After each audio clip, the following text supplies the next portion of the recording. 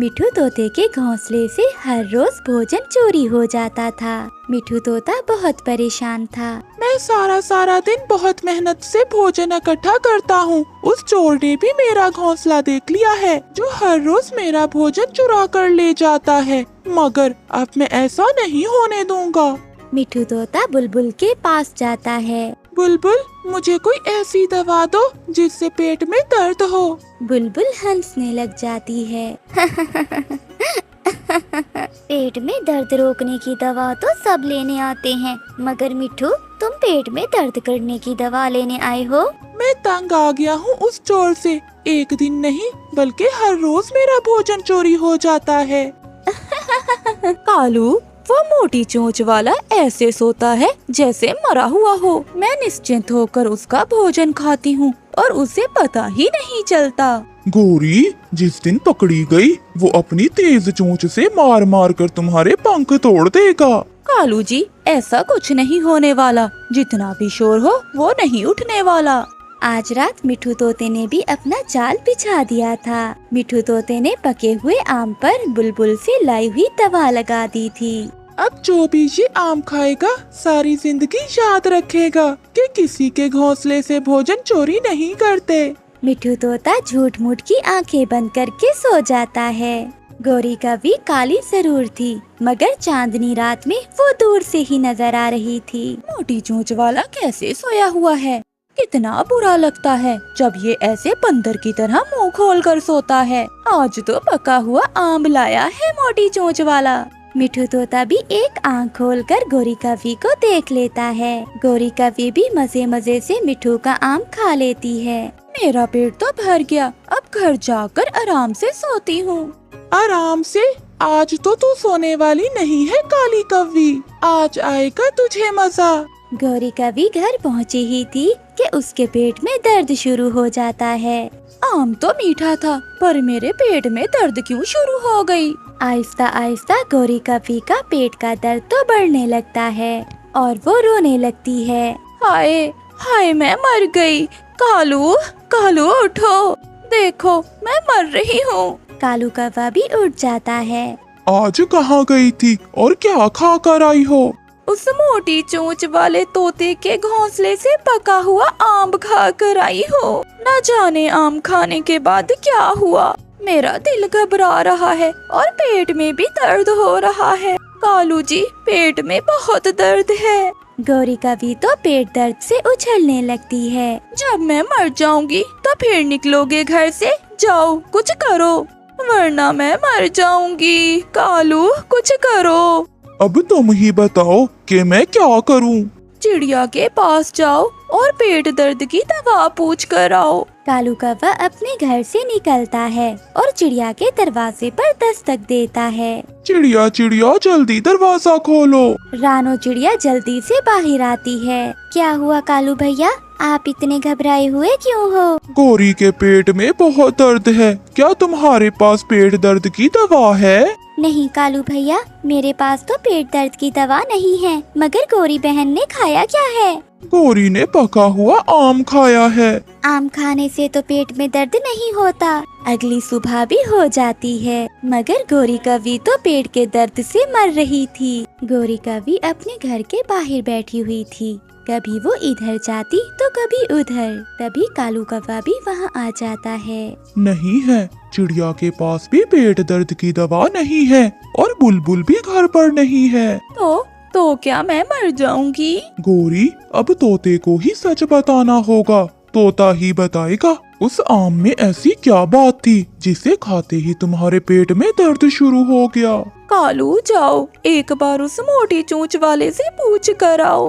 कालू कौवा मिठू तोते के पास जाता है। मिठू तोता तो कालू कौवे को दूर से आता हुआ देखकर हंसने लगता है। रोज चोरी, अब रो रही होगी तुम्हारी पत्नी। मैंने भी आज उसे ऐसी सजा दी है कि सारी उम्र याद रखेगी। तोते, वो मर जाएगी, वो दर्द से रो रही है। प्लीज बता दो, तुमने आम पर क्या लगाया हुआ था? नहीं बताऊंगा, पहले उसे कहो कि मुझसे आकर माफी मांगे और दोबारा मेरा भोजन चोरी ना करने का वादा करे। कालू कौवा जल्दी जल्दी से घर जाता है। मुझे पहले ही शक था, वो तोता इतना पागल नहीं है। उसने आम पर कुछ लगाया हुआ था, जिसे खाने से तुम्हारे पेट में दर्द शुरू हो गया। कालू, अब मैं कैसे ठीक होंगी? प्लीज मुझे बचा लो। वो कहता है कि गोरी आकर मुझसे माफी मांगे। अगर माफी मांगोगी तो फिर ही बताएगा कि तुम्हारे पेट का दर्द कैसे ठीक होगा। मुझे ले जाओ, मैं पाँव पकड़ लूंगी अपने तोते भैया के। फिर कालू कौवा गोरी को साथ ले जाता है। तोते, मेरे सुंदर भाई, अपनी बहन गोरी को बचा लो, मैं दर्द से मर रही हूँ। नहीं नहीं, मैं तो मोटी चोंच वाला हूँ और मैं मुंह खोलकर ऐसे सोता हूँ जैसे कोई बंदर सोता है। मैंने जो कहा और जो किया मुझे माफ कर दो। मैं तुम्हारे पाँव पकड़ती हूँ, बस एक बार मुझे माफ कर दो। मैं दोबारा कभी चोरी नहीं करूँगी। फिर मिट्टू तोता गोरी कौवी को दवा दे देता है, जिसे खाते ही गोरी कौवी ठीक हो जाती है। गोरी, अब घर चलो, फिर कभी चोरी न करना। तोते भाई, तुम्हारा दर्द तो नहीं होगा? अगर चोरी नहीं करोगी तो फिर कभी नहीं होगा। फिर गोरी कौवी अपने घर चली जाती है और आइंदा से चोरी ना करने का वादा करती है। प्यारे दोस्तों, इस कहानी को लाइक, चैनल को सब्सक्राइब और अपने दोस्तों के साथ शेयर करना मत भूलिएगा। आपका धन्यवाद। रानो चिड़िया की शादी मानो चिड़े से बहुत धूमधाम से हुई थी। जितनी गुंजाइश थी उसके हिसाब से टूनी के माता पिता ने उसे सारा जहेज दिया था। शादी के बाद रानो चिड़िया बहुत खुश थी और वो अपने घर आ गई। मगर ये खुशी ज्यादा देर नहीं टिकी।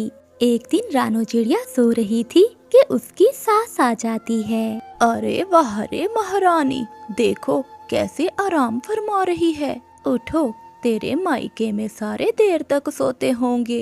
मैं कब से चाय का इंतजार कर रही हूँ और तू है कि यहाँ घोड़े बेचकर सो रही है। माँ जी, पता नहीं आज मेरी नींद कैसे नहीं खुली। माँ, मैं अभी आपके लिए चाय बना कर लाती हूँ। रानो चिड़िया रसोई में चाय बनाने चली जाती है। थोड़ी देर बाद वो चाय बनाकर अपनी सास को देती है। माँ जी, ये लीजिए चाय। माँ जी, पति जी कहीं नजर नहीं आ रहे, मैंने उनके लिए भी चाय बनाई है। मेरा बेटा तो कब से काम पर चला गया, तुझे सोने से फुर्सत मिले तो तब ना। जा, अब जाकर खाना बना। फिर रानो चिड़िया खाना बनाने चली जाती है। दिन गुजरते गए।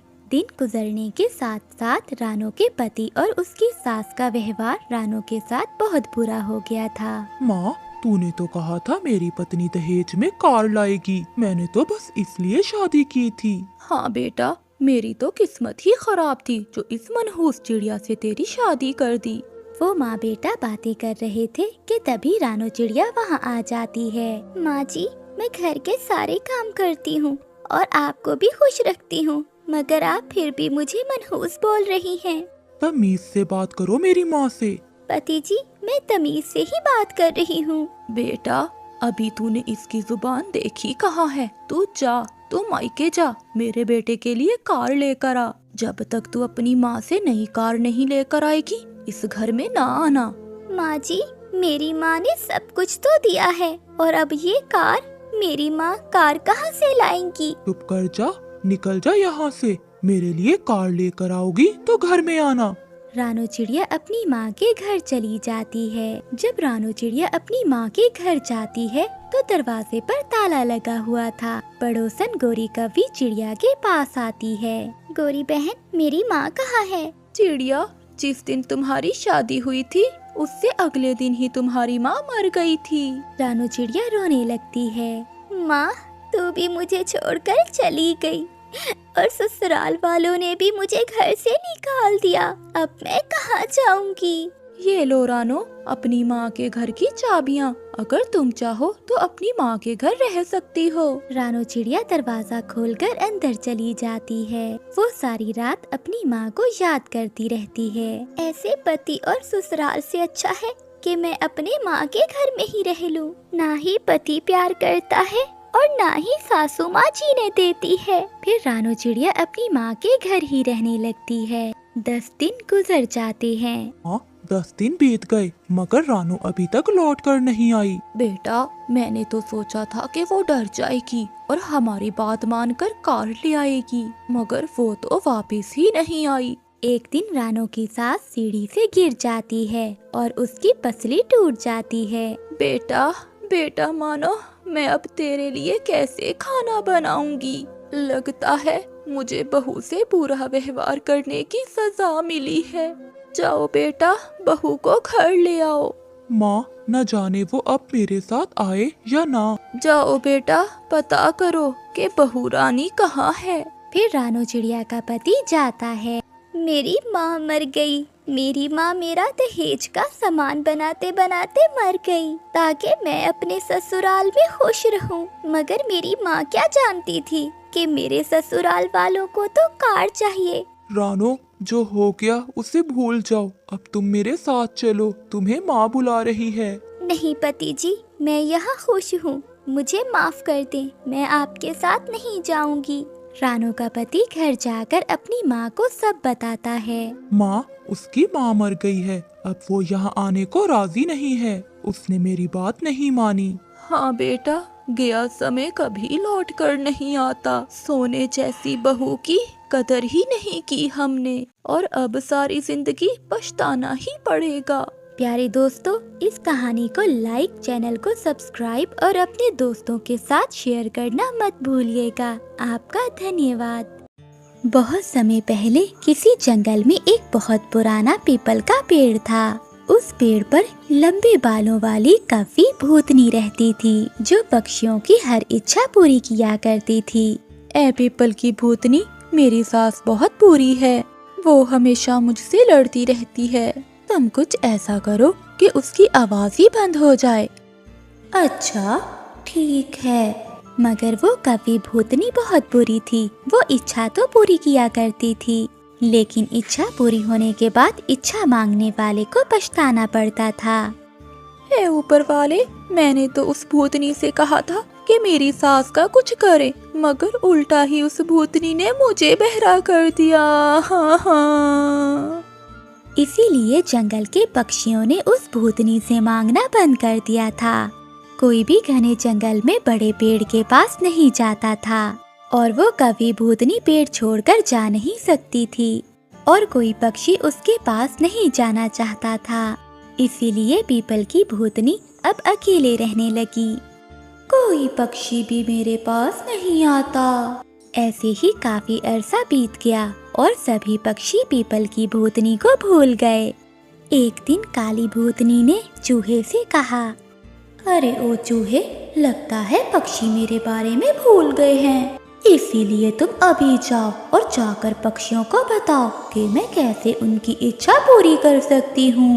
उन पक्षियों में से किसी के आने पर मैं कुछ ऐसा करूँगी कि मुझे यहाँ हमेशा नहीं रहना पड़ेगा। मगर मैं तो एक चूहा हूँ, वो मेरी बात क्यों मानेंगे? क्योंकि मेरा जादू ऐसा छाएगा कि तुम्हें कोई पहचान ना पाएगा। भूतनी के ऐसा कहते ही वो चूहा एक उल्लू में बदल जाता है। लो, मैंने तुम्हें एक पक्षी बना दिया, अब जल्दी से जाओ और पक्षियों को मेरे पास लेकर आओ। वो उल्लू मिठाई का एक डब्बा लेकर पक्षियों के पास पहुंचा। लो पक्षियों, ये मिठाई खाओ। तुम कौन हो और मिठाई क्यों बांट रहे हो? मैं दूसरे जंगल में रहने वाला उल्लू हूँ। मुझे पीपल के पेड़ के पास एक भूतनी मिली थी। भूतनी ने मुझे कहा कि वो मेरी इच्छा पूरी कर सकती है। ये सुनकर मैंने उसे 100 सोने के सिक्के देने को कहा। उसने जादू से मुझे 100 सोने के सिक्के दे दिए। इसी खुशी में मैं ये मिठाई बांट रहा हूँ। ये सुनते ही रानू चिड़िया बोलती है, ऐसे ही क्यों? वो भूतनी कभी किसी को 100 सोने के सिक्के देगी? मुझे तो दाल में कुछ काला लगता है। हाँ, तुम दोनों ठीक कह रहे हो। वो भूतनी मुफ्त में कभी किसी को कुछ नहीं देती। ऐसा सुनकर वो सब उल्लू को वहाँ से जाने के लिए कहते हैं। पास वाले पेड़ पर ये सब बातें कालू कौवा सुन रहा था। 100 सोने के सिक्कों के बारे में सुनते ही वो कालू कौवा लालच में आ जाता है। और वो रात होते ही पीपल की भूतनी के पास चला जाता है। पीपल की भूतनी, मैं तुमसे कुछ मांगना चाहता हूँ। मांगो, क्या मांगना चाहते हो? मैं तुम्हारी हर इच्छा पूरी करूंगी, मगर उसके बदले में तुम्हें भी मुझे कुछ देना होगा। हाँ हाँ, क्यों नहीं। अगर तुम मुझे 200 सोने के सिक्के दे दो तो मैं तुम्हारी हर बात मानूंगा। वादा करो कव्वे, जो मैं मांगूंगी वो तुम मुझे दोगे। मैं वादा करता हूँ।